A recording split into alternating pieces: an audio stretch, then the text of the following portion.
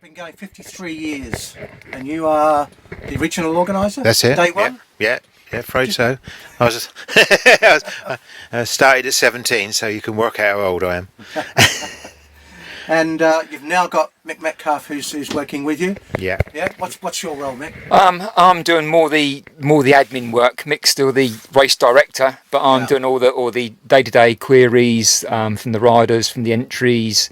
To the accredited marshals. Mick's always copied in on all correspondence, so he's fully aware of what's going on. But I'm doing the day-to-day. You've been on the race so long. I can remember you being on the race for a while. Yes, I've been a fan for a long time when it was out at Forest Side. I like that circuit. Yeah. Forest Side was a really atmospheric circuit coming up the finish, the long drag up to the finish. Yeah. But yeah, I'm a cycling fan at heart, so I'm happy to help out. So Mick, how did the Perfs come about? Just decided to, when you joined Velo Club San Rafael in the early days of because it was founded in 58, and I joined about 60, and when you joined and when I was a junior, you had to organise a race. Right. So I think we organised at that time about 10 races a year, and road races I'm talking about, and they just said, well, when you join, you've got to do a race, and of course at that age you think, oh well, but they did help me, and I put the first one on the Harting Hill circuit because I really got a kicking on that circuit, so I thought, well, I'll put the independents and the first cats on there. So and actually 3 times up Harting Hill, that was only 50 miles. It was a really good race actually on a Saturday afternoon, and then it's just moved on since then, because obviously we outgrew Harting and we ended up at Hambledon for many years.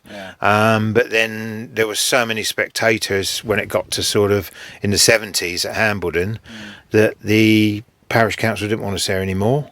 So we moved then to Newtown, and we've been on various circuits since, from Newtown then back to Rollins Castle, and then ended up on the Portstone Hill circuit really.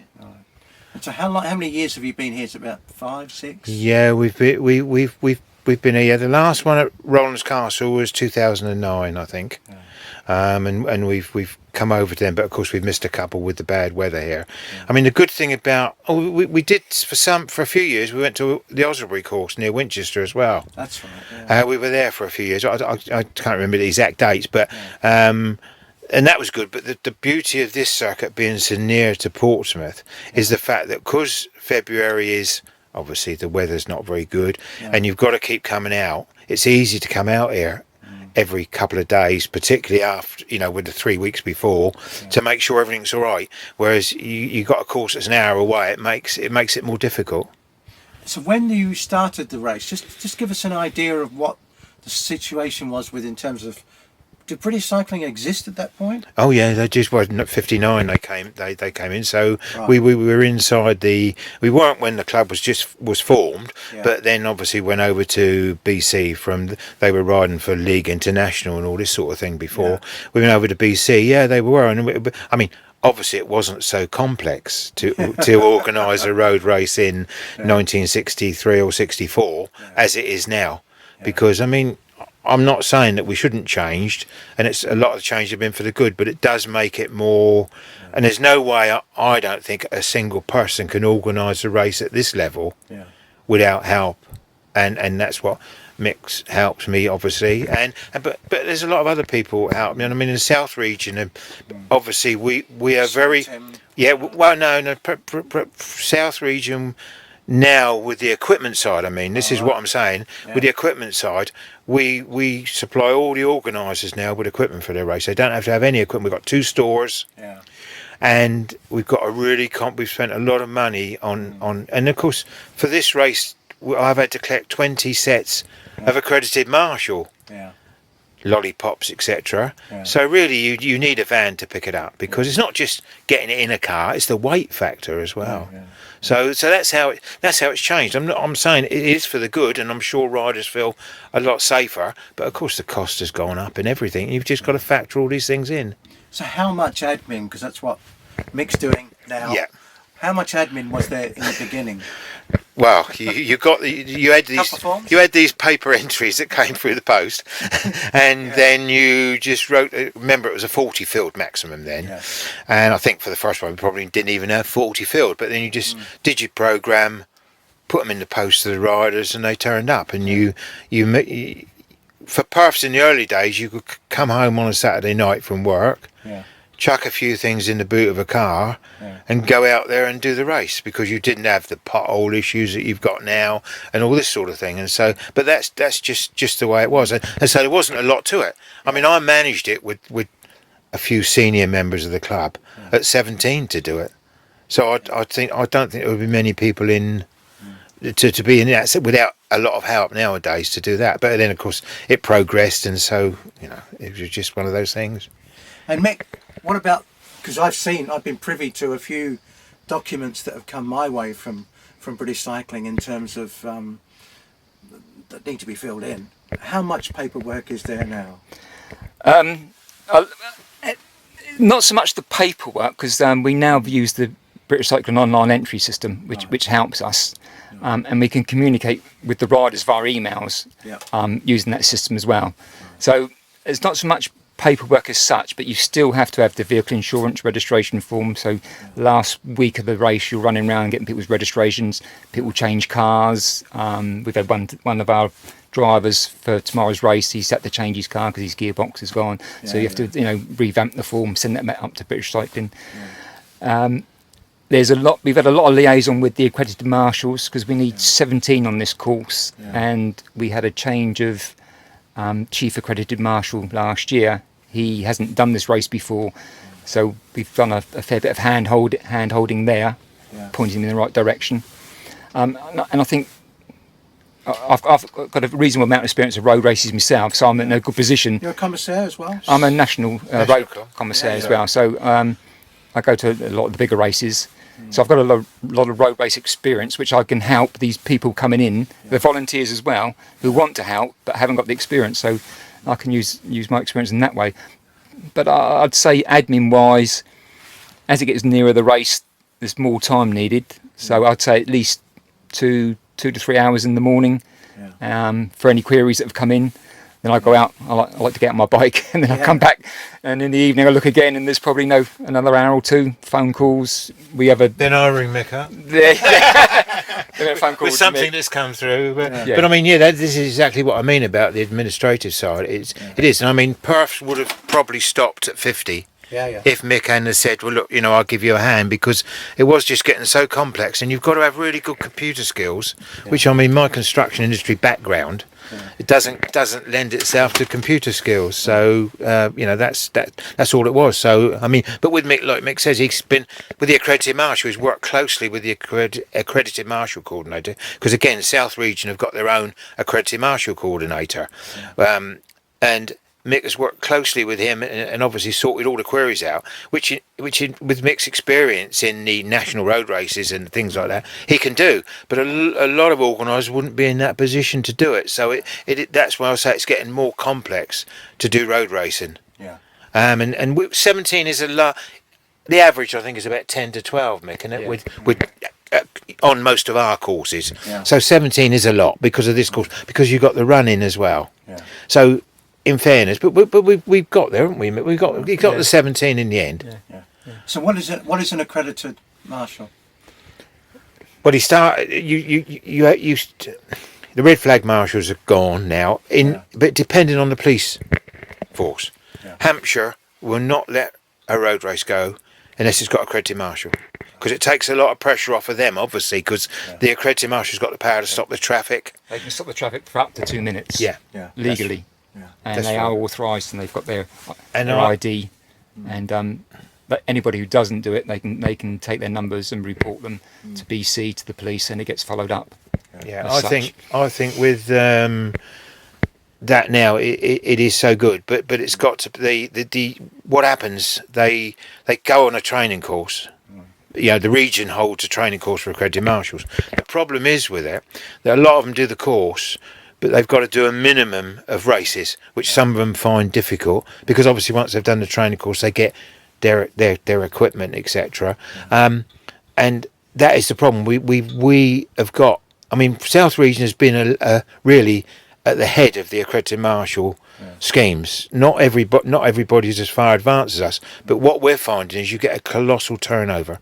That we may have every year. We have to go through the list and see who's left and who's going to do it, and then decide if we're going to have some more courses. And the problem is with that, when you don't get continuity, is that you've got people who aren't experienced all the time. They've done the course, so it's not quite as straightforward as it, but it is a really good thing that it's changed the face of road racing with them and NEG. I'm sure the riders would tell you this. It's changed the face of road racing. I don't think you could safely run a road race without NEG and accredited marshals now with the amount of traffic situation. No, absolutely. Yeah, that's absolutely right. Now, one very important fact about Perfs, it wasn't always the first road race of the year. Well, it wasn't to start off with. No. Because it started in July. But then it went to March. And then for some reason it just sort of came forward, and then I don't know, and it gathered momentum, and because it was getting such good fields, we just kept it there. But of course, going back to the old days again, you could rely on the weather. The winter weather was either cold or raining. But now we've got such the weather is so variable that you can get rain one night and you get a load of frozen puddles the next day. I mean, we've had the situation in the last 10 years. The last time we were at Rollins Castle, putting salt down on puddles and driving through them to get the race underway. So February's clearly more of a challenge, but it's more satisfying when the race finishes and it's gone off. Well, you've had a few cancel. I remember the first year that I was due to come down, 2003. And I had a brand new car at the time, and I was looking forward to driving down, but it got cancelled. That's right. Yeah, I think that was Osrebry. What happened? It rained overnight, and there was a massive puddle at the top of just past the finish, and then we didn't have NEG, but Hampshire Constabulary, in their wisdom, always supplied 2 outriders. They were only in constabularies to do it, and it was a very good facility. But they went and looked at the puddle, and they were concerned that there was some oil in it. Because obviously it had been on the tarmac and the cars had been there, so it was going to have oil in it. And they cancelled it. They didn't want us to proceed. And the annoying thing out of that, which I mean, I'm sure everybody's heard this so many times, that time the race was due to start at 11 o'clock, the puddle had gone. So, but that's just, you've got to go with that, you know. And Portstein Hill, again, I think it was 2010, we had the pothole problem coming down Southwark, which is a very fast descent, and they've since resurfaced the whole road, so it was clearly the right decision. You know, we had a rider go out there to try it, and he sent me back pictures of his rim below the tarmac, and that was enough to say rider safety's paramount. It's got to go, you know. So that's when it was cancelled. And of course, we've got if we go back to 1989, it was the infamous stop by the police. Because the police helicopter had spotted the bunch on the wrong side of the road occasionally, and they stopped it and sent everybody home. Which was really a sad. So it's not always as satisfying as it can be organising a race. No, it can be very disappointing when you get a cancellation. You think, you know, and you get over it though as you go along. You know, that's the thing. But I mean, really, you've got to, if you're organising a race in the middle of February or the second week, it's always the second Sunday in February. You've got to accept that from Christmas onwards. Obviously, you've applied for it in October, but from Christmas onwards, you're not going to do much else. Come and look at the course, speak to people, email them, and that's where Mick's come in. Because, but I maintain now that I don't know how, and I've much respect for other organisers. I don't know how they do it, how they hold down a full-time job and come home and run a race. Mick, when did you get involved in the race? When did you first? You ever ridden it? Have you ever raced it? No, I haven't raced it. I've commissared it as such. Yes. It got to the 50th edition, and Mick was making up his mind whether he wanted to continue with the race. And I know the history and the pedigree of the race, and being a sort of friend of Mick's, I offered my services to take some of the weight off if it would help the race go ahead the following year. you took some time to think about that, didn't you? He said, "Let me think about it." And he didn't make a rash decision. Well, it was the thinking about was the fact of whether I was going to go on, and it was such a wise decision that you came in then, because obviously it's got more complex. Yeah. I would say the last 3 events have really got more complex to organise than if you go back over 10 years, because it was coming, and it's just but it's just, if that's what it takes to organise a race at this level, we've just got to accept. I think we've moved a lot with the times, actually, to pick up on everything that we should be doing. We always have a run down afterwards, don't we? And say, look, perhaps we should have done this, perhaps we can get over this. I mean, because it's all a learning curve, even at our level. Yeah. And if we see something we can improve, we'll do it. We're not going to go, oh no, we're not going to do it. Yeah. Highlights for you. Well, it's got to be. It's got to be 1991 when Paul Rogers won it for our club. Right. And then that you've always had a strong presence for CSAT Rep. Yeah. Which of which you are. Your company is a sponsor of the club. Yeah. Well, I'm retired now, but I mean, but it was it's the 44th year that I've sponsored the club this year. Yeah. Obviously, we're not throwing the money at it as when it was a company, and we're not winning so much, but we're still there. Yeah. When Paul won it was hard, because I mean he'd been there or thereabouts since he joined he'd been in the club about 7 years then. Yeah. And he'd been like second, third, and all this sort of thing. But that's the only win we've had. That was the only one. And I'm not going to get another one now, because cycling has changed, teams have changed, But in those days, it was good. And it snowed that year, and we had to move it from Rollins Castle. We used to have a course at Funtington called the Racked and Ruined course. I mean, you couldn't use it now. Don't even think about it. but you got away with it. Well, because it had snowed, we've got to get it on somewhere. So we moved it to Racked and Ruined and cut the distance. I think it was about 30 odd mile, if I can remember.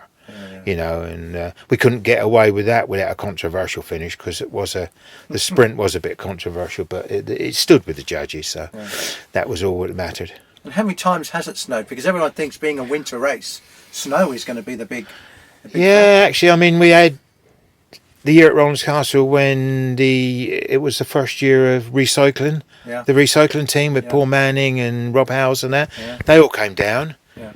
And the outside the changing room, with half an hour to go, it was black, and there was sleet and snow coming across horizontal. And I thought, this is never going to go on. And suddenly, we didn't even have to delay the start. Suddenly the sun came out. Yeah. And of course, where the temperature was okay, everything it was on the road just cleared. Yeah. And that was another super race. But you just think sometimes you're blessed and sometimes you aren't with the weather. You can't go. That's what I'm saying about it being more variable now. A word on some of the riders that you've had, because I remember I went through all the winners that I've seen over the years, and only missed Alex Dowsett. I mean, there's a name, Alex Dowsett, Chris Newton. Yeah. There's just been so many. Well, with the recycling thing, when Chris won it, because it was Rob, and Paul Manning. And Rob House's dad, I remember him being actually here. Yeah, we wanted, obviously... Local lad. Obviously local. We thought Rob was... Yeah, and he was in with a good chance, but of course, one of those three from recycling were going to win it. Yeah. And I said to Rob afterwards, it's a shame, Rob, I don't know if he got second or whatever he got, but he obviously said they were just taking turns to go, and it just was when Chris' turn came, he just went, so it was just... I think the time before Rob said he had to go, but they got him back. So but I mean the riders, you've got to remember Sean Yates and that. I was going to say that. I wasn't 100% sure of that one. He got away with his time trialist. Yeah. From Bournemouth Jubilee, I can't remember his name, and of course there was never going to be any other result, was there? They rode together well. He was a very good time trialist, actually. And now you've got Jesse Yates riding it. Yeah, that's right. Yeah. Because he's the third cap, but of course he rides in France all the time, doesn't he? Yeah. So well, he's riding for Team Wiggins this year. Yeah, that's right. Yeah. So is he? I think he's down with Is he down with Tony Mills? Who, of course, Tony Mills was the first winner at Perfs. Exactly. So Ra Raxa, him and Alan Jacob came down to that first one, and I think they were deciding who was going to win it by the time they got to the finish. Because the preem on one of the climbs was a bottle of Saint Raphael wine. So, but the names Ian Hallam is another one. Yeah, I mean, when Ian won it, that was a really good, really good Fine race. dentist. Yeah, and also we had one year we had Phil Griffiths came down, and it was that sort of level. That year, the field, I just wish I'd have kept some of the start sheets because there's so many names on there. I mean, at that time of the year, not everyone was going how they would been in the season. So, but yeah, it's been. Yeah, I mean, there's been so many good names. I mean, Alex Dowsett when he won because he rode with. 100% me. Yeah, but who was the guy? The other guy came, the local guy, rode for Bournemouth, and anyway, they're both of them. Dan, so I can't remember his name now, but he, the two of them entered on the line. Yeah. And I said to him after, I said, I've never known a first and second to enter on the line. This must be the only time ever in Perfs. It was interesting as Alex Dowsett, that's the one you said you missed. Yeah. He was I think he was in a break of 4 or 5 riders coming into the finish when we finished on the Swivelton Lane. And they dropped him, he was fourth wheel, and they were looking at each other too long, and Dowsett got his second wind and come past them and beat them to the line, and they lost it rather than Dowsett winning it, but they were looking at each other. Yeah. Well, you've obviously seen as a commissaire and doing it what you're doing now, the race. How does the race normally unfold? Just tell us, is there a typical Perfs Pedal? I'd say tomorrow, me and Mick have been talking about this, you know, with the riders, with the field that we've seen, we'd expect the fitter riders to try and go early, get a breakaway of 8-10 riders, work together for most of the race, and then try and sort it out probably maybe before the finish to Lodge Hill, or I don't know. But yes, I'd expect something, a break to go, or try to go right from the gun. And it looks like quite a grippy finish because they come up, when they turn right, they're rising, there's a bit of descending, but there's also quite a bit of drags. There's you turn from Staple Crossroads, it drags up, but then you've got a fast bit where you go down. Very fast. What's it called? The hill. Yeah, the Newtown Straight. Newtown Straight, 50 miles an hour plus down there, and then you've got to make up your mind whether you're going to go down there or whether you wait for the turn up to Lodge Hill. But yes, I'd expect. I think it would probably be it'll be all over before the 5K. Really, group wise, I don't think it's going to change much because you tend to get that the break go. And then you get the bunch with a lot of riders who are not good enough to catch the break, but they're happy to ride round. I mean, particularly if you get, there's no easy days in February, but some days are, when it's not smashing with wind and sleet and things like this. I think, but then up that climb, it can be very deceptive. I mean, you've seen the finish. It looks like you finished going up there. It flattens out a bit. Look, we were saying just now in the car, weren't you? You're climbing still to the top roundabout. You're still going up. That's the highest point. Yeah. So like Mick says, along the top is very difficult, and the wind factor again along the top. It's sort of saying, oh well, it's all right if we have a tailwind along there. We don't want a headwind, but whatever way, the best riders are either going to be going strong into a headwind or as fast with a tailwind. So you've got to do a lot of recovery at the top of Portstead Hill. It's not a normal climb to think, right, we're over the top, we've perhaps to change something, because it just carries on biting away all the time. And is this the only, is this the one race of the year that you guys do? Well, we do our time trial next week. That's all we do. And that's on this course as well? Yeah, 2 laps. Right. So we like to start, but it's, 2 laps of that, and we do, it's a road. There's a road category and a time trial category because it's the hard riders really. So, and I think Simon Brogner organises it, but I think he's got 80 plus riders for next week. But he does do a lot of badgering, I know. But then we've got 8 riders in it. I think 8 or 9 riders in it from our own club. So we might even sense a team award.